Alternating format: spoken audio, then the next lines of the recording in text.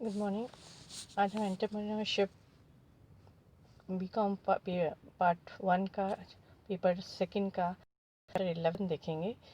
Mean सुलम उपक्रमों की भूमिका यानी रोल ऑफ एमएसएमई। इससे पहले वाले चैप्टर में हमने देखा था कि सुलम उपक्रम होते क्या हैं, तो उनका कंसेप्ट क्या है। अब हम देखेंगे कि इंडिया जैसी कंट्री में इनका क्या भूमिका है, क्या रोल है। तो क्योंकि हमने देखा कि 2000 सुलम उपक्रमों का अधिनियम जो है, विकास अधिनियम 2006 लागू किया जाता है और इसके अंदर concept of micro small enterprises को अपनाया गया और सुलम उपक्रमों का क्षेत्र जो है हमारी अर्थव्यवस्था में इसकी मेन भूमिका को आइडेंटिफाई किया गया। ये कहा जाता है कि इस प्रकार के जो उपक्रम हैं ये हमारी पूरी इंडस्ट्री का 8% का योगदान देते हैं और देश के लगभग 10 करोड़ लोगों को का योगदान देता है, उसकी प्रगति में, विकास में सहायक होता है।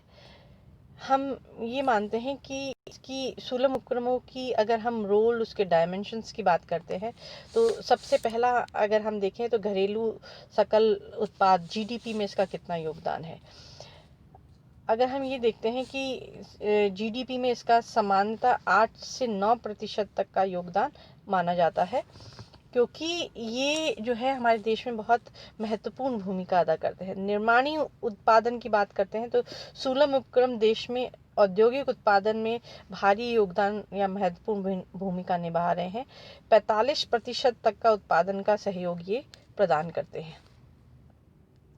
अगर हम पूंजी निर्माण एवं निवेश की बात करें तो इसमें जो है कई करोड़ों में अगर हम बात करें, ये निवेश 2011-12 में 11 करोड़ के आसपास था, जो कि आज की तारीख में अगर हम देखते हैं तो मोर देन जो है 100 करोड़ करीब ये पहुंच चुका है और इसमें बहुत सारे लोगों को रोजगार दिया गया है। 100 करीब इसमें 50-60 जो है करोड़ लोग जो है लोगों को रोजगार प्रदान किया जाता है। अगर हम वृहद स्तरीय उद्योग और इनको दोनों को मिला लें तो रोजगार की भूमिका के अंतर्गत हम देखते हैं कि 2007 में 805 लाख लोगों को दिया गया था, जो बढ़ के 2011-12 में 1000 लाख लोगों तक पहुंच गया और आज की तारीख में ये करीब 2000 लाख लोगों तक पहुंच चुका है। निर्यात की बात करें तो 19% की दर प्रतिवर्ष की दर से इसमें वृद्धि हो रही है और सुलम उपकरणों की भागीदारी लगभग उसमें 45% आंकी जा रही है।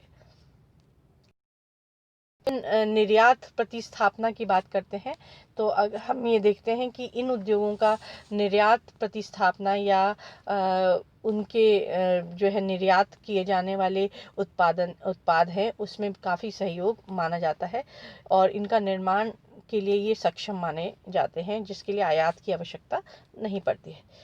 विभिन्न उत्पाद एवं सेवाओं की बात करें तो इसमें बहुत सारे उत्पाद उद्योग पंजीकृत हैं, जैसे खाद्य एवं पेय पदार्थ, परिधान में हम देखते हैं, फैब्रिकेशन में देखते हैं, मरम्मत एवं फुटकर, वस्त्र, फर्नीचर, मशीन, खनिज उत्पाद, मोटर वाहन, लकड़ी से जुड़े हुए उद्योग, ऐसे बहुत सारे उद्योग हैं जो इसमें पंजीकृत माने जाते हैं।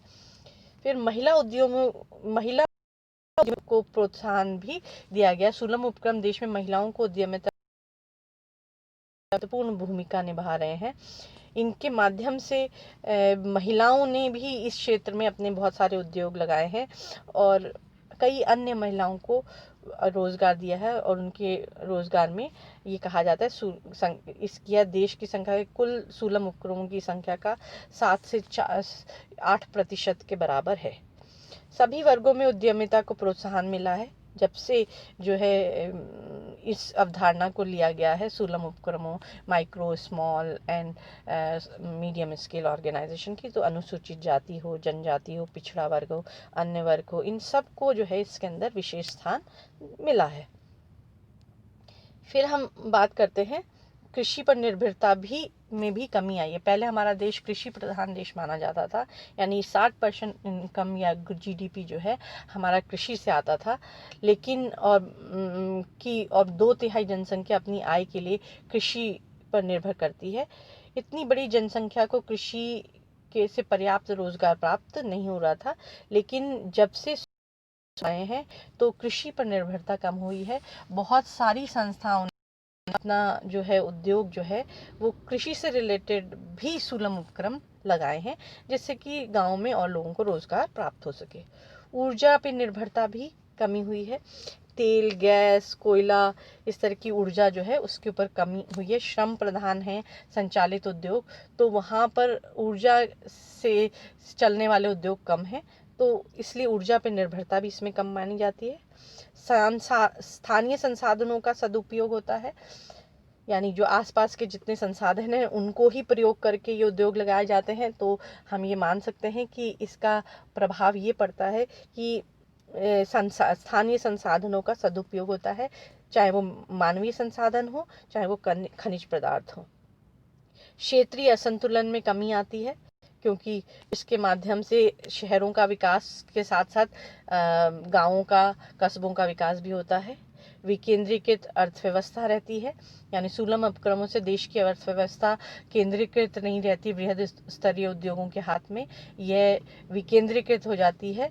और कुल औद्योगिक उपक्रमों में से 90% से अधिक उपक्रम सुलभ उपक्रम की श्रेणी में आते हैं। तो हम कह सकते हैं कि औद्योगिक इकाइयाँ शहरों में केंद्रीकृत ना होकर ग्रामीण इलाकों में भी अपना पैर जमाती जा रही हैं। समन्वित एवं समग्र आर्थिक विकास की अगर हम बात करते हैं, यानी इंटीग्रेटेड एंड इंक्लूसिव ग्रोथ की बात करते हैं, तो ये देखा गया है कि स्मॉल स्केल इंडस्ट्रीज जो हैं वो जो है सभी वर्गों में उनका विकास हो रहा है, चाहे वह अनुसूचित जाति हो, अनुसूचित जनजाति हो, पिछड़ा वर्ग हो, महिलाएं हो, सब लोगों को जो है विशेष जो है सहायता देने के कारण ये लोग भी आगे बढ़कर अपना उद्योग लगा रहे हैं। फिर पूंजी उत्पादन अनुपात की अगर हम बात करते हैं, तो सुलभ उपक्रम श्रम प्रधान है, अतः इसमें अधिक पूंजी की आवश्यकता नहीं होती। ऐसे उपक्रमों में प्लॉट एवं मशीनरी का निवेश भी सीमित धनराशि में होता है। तो इस बात को देखते हुए हम देखते हैं कि पूंजी उत्पादन अनुपात जो है यहाँ पर कम है। व्यापारिक चक्रों से भी यहाँ सुरक्षा प्रदान मिलती है, क्योंकि जो अर्थव्यवस्था है वो तेजी या मंदी के व्यापार चक्रों से जब गुजरती है तो छोटे उद्योगों पर इसका प्रभाव कम पड़ता है अपेक्षाकृत बड़े उद्योगों की जो है हम बात करें